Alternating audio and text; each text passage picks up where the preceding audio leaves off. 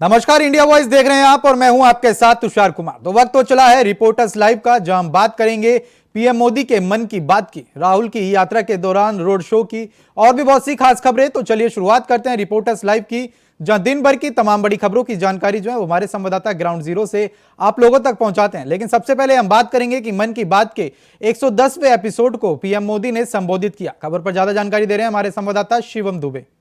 प्रधानमंत्री नरेंद्र मोदी ने रेडियो कार्यक्रम मन की बात से 110वां रेडियो एपिसोड के जरिए देश की जनता से उन्होंने मन की बात की। इस दौरान प्रधानमंत्री ने ड्रोन दीदी और महिला सशक्तिकरण पर बेसिकली उन्होंने खुल करके बातचीत की। साथ ही उन्होंने फर्स्ट टाइम वोटर्स ने देश के लिए मतदान करने की अपील की। प्रधानमंत्री मोदी ने कहा कि कुछ दिनों बाद 8 मार्च को हम महिला दिवस मनाएंगे। यह विशेष दिन देश की विकास यात्रा में नारी शक्ति के योगदान को सलाम का अवसर देगा। महान कवि भरतियार जी ने कहा कि दुनिया तभी समृद्ध होगी जब महिलाओं को समान अवसर मिलेंगे। उन्होंने कहा कि कुछ वर्ष पहले तक किसने सोचा था कि हमारे देश में गांव में रहने वाली महिलाएं भी ड्रोन उड़ाएंगी, लेकिन आज ये संभव हो रहा है। आज तो गांव-गांव में ड्रोन दीदी की इतनी चर्चा हो रही है, हर किसी की जुबान पर नमो ड्रोन दीदी यही चल रहा है। हर कोई इनके विषय में चर्चा कर रहा है। एक बहुत बड़ी जिज्ञासा पैदा हुई है। साथ ही प्रधानमंत्री ने कहा कि ये जो 110वां एपिसोड है, अब इसके बाद अगले 3 महीने तक रेडियो कार्यक्रम यानी मन की बात का कोई भी एपिसोड रिकॉर्ड नहीं होगा, क्योंकि 3 महीने बाद फिर से चुनाव होने हैं और इस दौरान बीच में कोई कार्यक्रम नहीं होगा। उन्होंने कहा कि अब जब तीसरे टर्म में हमारी सरकार बनेगी तो हम शुभ एपिसोड 111वें एपिसोड से हम फिर मन की बात की शुरुआत करेंगे। कैमरामैन सौरभ के साथ में शिवम दुबे, इंडिया वॉइस, नोएडा। लखनऊ में बीएसपी सपा सुप्रीमो मायावती को लगा एक झटका। खबर पर ज्यादा जानकारी दे रहे हैं हमारे संवाददाता आसिफ बैंक। बसपा सुप्रीमो मायावती को लगातार झटके पर झटके लग रहे हैं। पहले अमरोहा सांसद कुंवर दानिश अली ने बसपा छोड़ा, फिर उसके बाद गाजीपुर सांसद अफजाल अंसारी ने बसपा से अलविदा कह दिया। अब तीसरा बड़ा झटका अंबेडकर नगर से बसपा सुप्रीमो मायावती को लगा है। अंबेडकर नगर के बसपा सांसद रितेश पांडे ने पार्टी छोड़ते हुए आज ही बीजेपी ज्वाइन कर लिया। इस्तीफा लेटर में बसपा सांसद रितेश पांडे ने यह बड़ा हमला बोला कि मायावती उनके साथ उपेक्षा करती हैं और साथ ही साथ किसी कार्यक्रम में उनके साथ कोई संवाद स्थापित नहीं करती।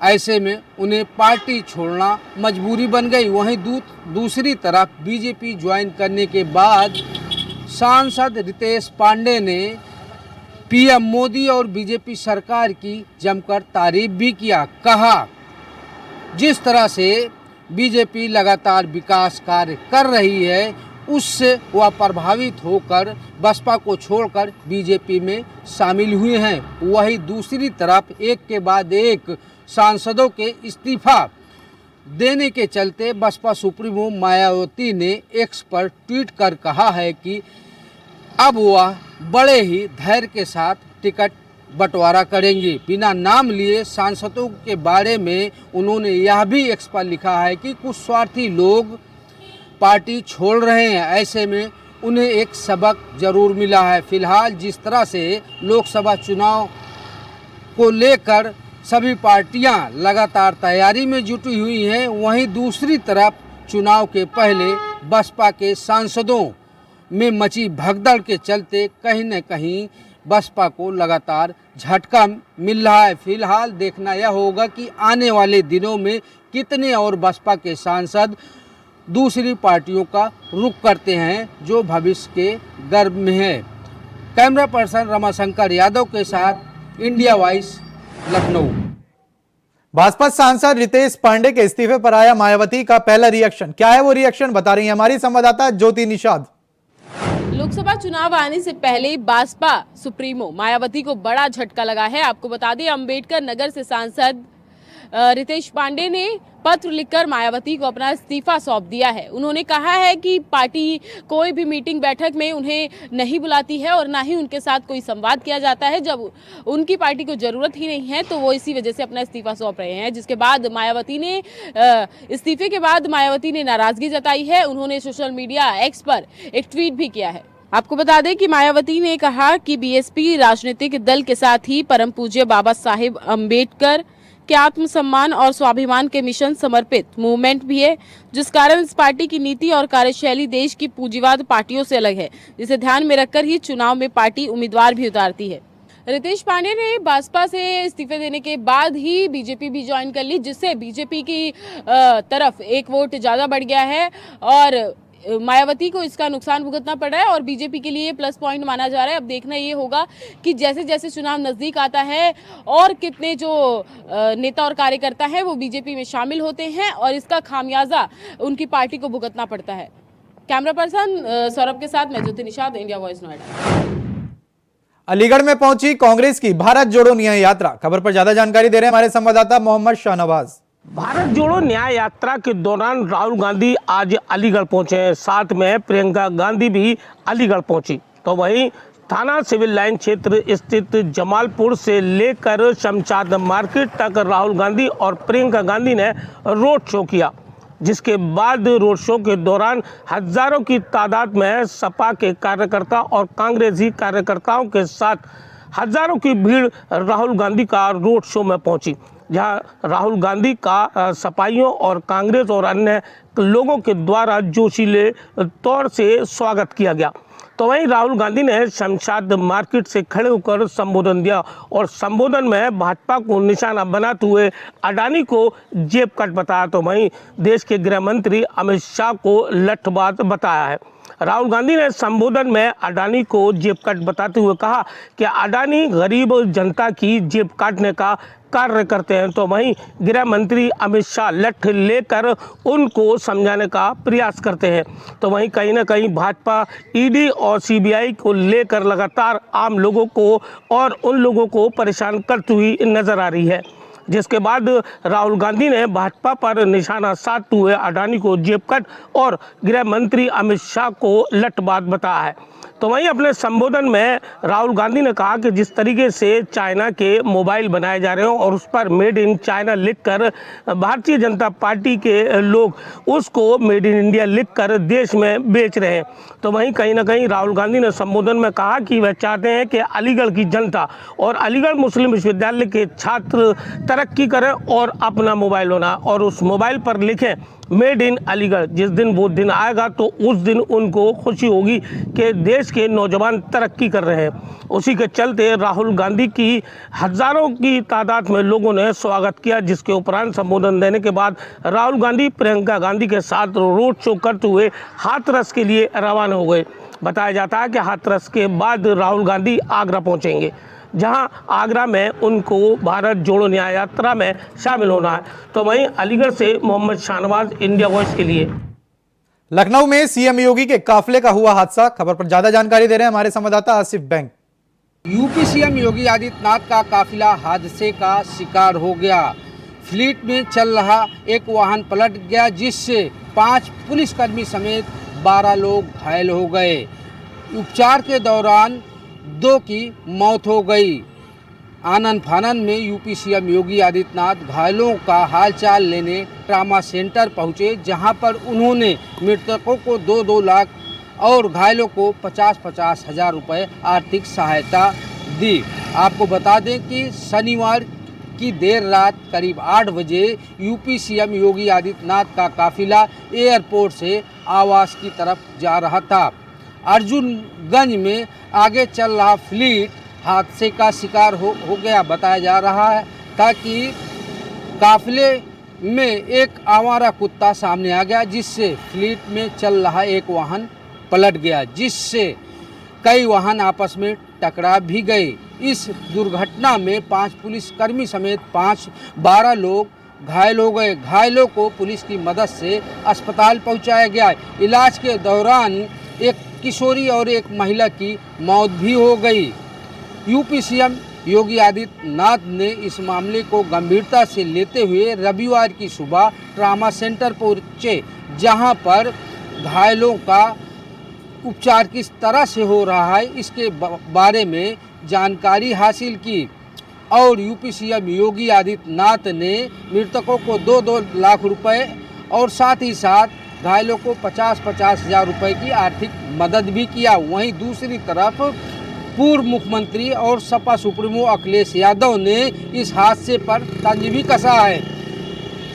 सपा सुप्रीमो अखिलेश यादव ने कहा कि जिस तरह से आवारा जानवरों को लेकर सरकार तमाम दावे करती है, ऐसे में आज यूपी सीएम योगी आदित्यनाथ का काफिला आवारा जानवरों के चलते हादसे का शिकार हो गया। इससे यूपी सीएम को एक सबक लेना चाहिए।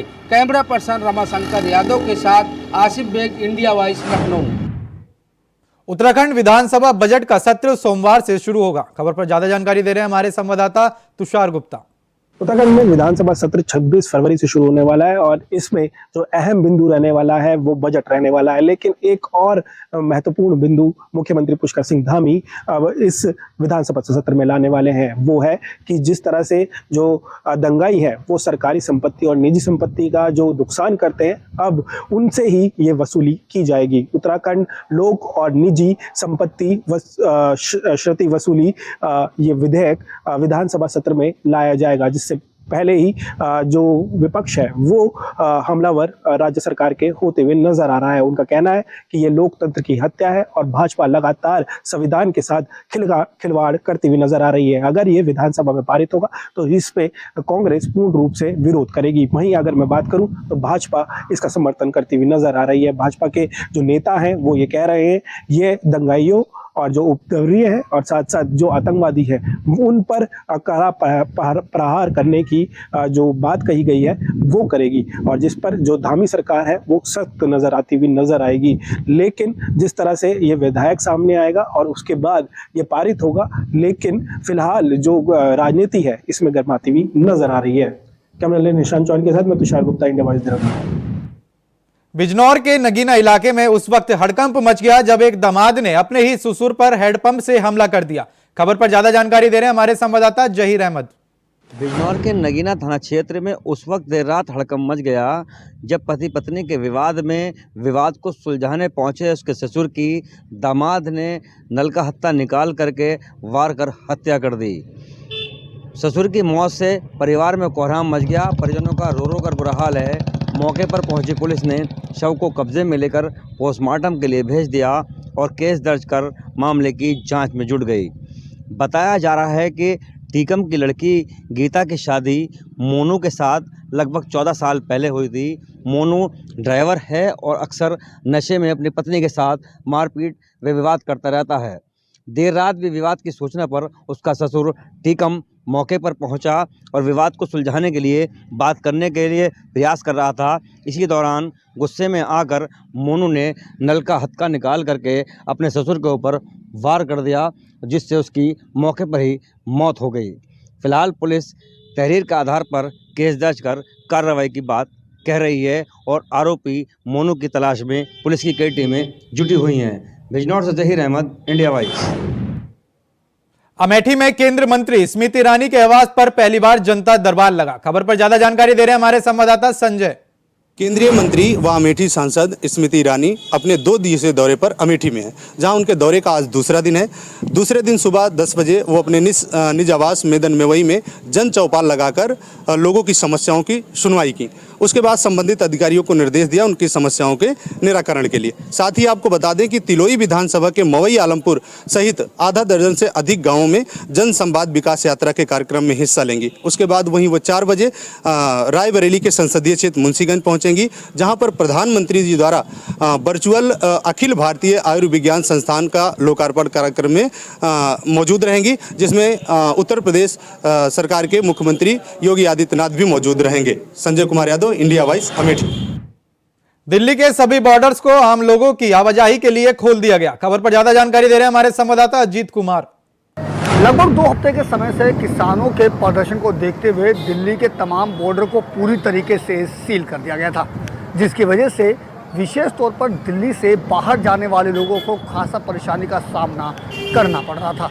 दूसरे शब्दों में कहें तो यातायात व्यवस्था पूरी तरीके से ठप हो गई थी। लेकिन फिलहाल अब दिल्ली वासियों को बड़ी राहत मिली है।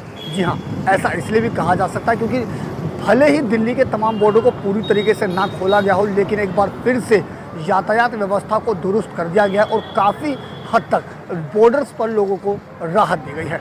मैं फ़िलहाल इस वक्त मौजूद हूँ दिल्ली के टिकरी बॉर्डर पर और टिकरी बॉर्डर की जो तस्वीर आप देख सकते हैं किस तरीके से अभी, हालांकि सुरक्षा व्यवस्था के मद्देनजर यहाँ पर सुरक्षा जो जवान हैं, अर्धसैनिक बलों को अभी भी तैनात किया गया है, जहाँ सीआरपीएफ के जवान और आरएएफ के जवान दोनों ही मौजूद हैं। लेकिन जो बॉर्डर लगभग 2 हफ्तों से बंद पड़ा था पिछले 13 फरवरी से, क्योंकि 13 फरवरी को किसानों ने दिल्ली कूच का आह्वान किया था, उसके बाद से ही ये टिकरी बॉर्डर पूरी तरीके से बंद कर दिया गया था। उसे अब आवागमन के लिए खोल दिया गया है। हालांकि इस रोड को अभी आधा ही खोला गया है ताकि जो यातायात व्यवस्था है वो दुरुस्त किया जा सके। एक बार फिर से लोग इस रास्ते से, जो हरियाणा को जो ये रास्ता जोड़ता है, तो ये उस तरफ जा सके ताकि एक बार फिर से जो परिचालन व्यवस्था है वो दुरुस्त हो सके। और वहीं अभी भी क्योंकि किसानों का प्रदर्शन, अभी किसान पूरी तरीके से पीछे नहीं हटे हैं, इस चीज़ को देखते हुए यहाँ पर सुरक्षा के मद्देनज़र जो अर्धसैनिक बल हैं वो अभी भी पूरी मुस्तैदी के साथ तैनात हैं। लेकिन अब ये ज़रूर कहा जा सकता है कि दिल्ली और आसपास के लोगों को एक बड़ी राहत जरूर मिली है। Ajit Kumar, India Voice, Delhi. उत्तर प्रदेश के कौशाम्बी में एक पटाखा फैक्ट्री में भयानक विस्फोट हो गया। खबर पर ज्यादा जानकारी दे रहे हैं हमारे संवाददाता इंतजार रिजवी। यूपी के कौशाम्बी कोखराज थाना क्षेत्र के भरवारी कस्बे के बाहर बनी एक पटाखा फैक्ट्री में उस वक्त वहां पर हड़कंप मच गया जब एक विस्फोट होने लगा। विस्फोट इतना तेज था कि अगल बगल जो घर थे उसके शीशे टूट गए हैं। विस्फोट से अब तक कम से कम 7 लोगों की मौत हो चुकी है और आधा दर्जन से ज़्यादा लोग अस्पताल में भर्ती हैं। पुलिस फोर्स मौके पर मौजूद है, लगातार रेस्क्यू ऑपरेशन जारी है। अभी भी आग पर काबू पाया नहीं गया है। इस वक्त कौशाम्बी से एसपी और प्रयागराज एडीजी और आईजी सब लोग यहाँ पर मौजूद हैं। अभी भी आग पर काबू पाया नहीं गया है। विस्फोट इतना तेज़ होने के कारण इसमें कई लोग गंभीर रूप से घायल हैं, जिसको मंझनपुर के जिला चिकित्सालय में भर्ती कराया गया है। वहाँ से उनको प्रयागराज भी रेफर किया गया है। इतनी समय रेस्क्यू ऑपरेशन लगातार चालू है और जितने भी अधिकारी हैं अभी भी मौके पे मौजूद हैं, चाहे वो एडीजी हो, चाहे वो आईजी रेंज प्रयागराज हो, सब लोग मौके पे मौजूद हैं और अस्पताल जाकर लगातार जितने लोग अभी घायल हैं उनको देखने के लिए भी गए हैं। इंतजार रिजवी, इंडिया वॉइस, कौशाम्बी। फिलहाल के लिए रिपोर्टर्स लाइव में इतना ही। देश और दुनिया की तमाम बड़ी खबरों को जानने के लिए बने रहें इंडिया वॉइस के साथ। नमस्कार।